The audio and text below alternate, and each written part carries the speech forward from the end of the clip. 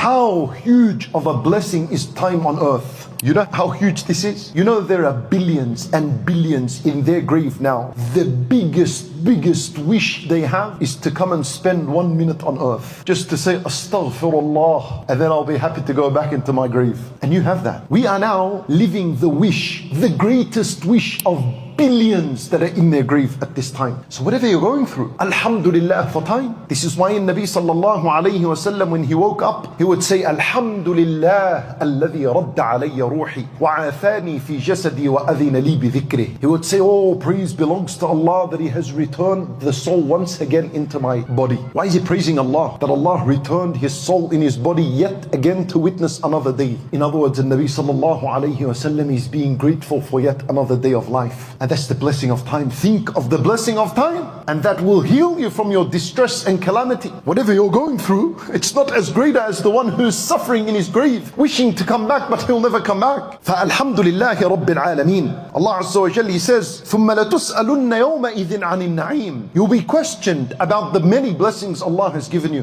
What's the next surah after that? وَالْعَصْرِ. You know the connection here? Allah is saying, you will be asked about the many blessings. The next surah is Al-Asr, teaching you and I that the greatest blessing you have is Al-Asr. Well, Asr is your time on earth. Everyone's Asr is different. Your Asr is when you were born until you die. Allahu Akbar.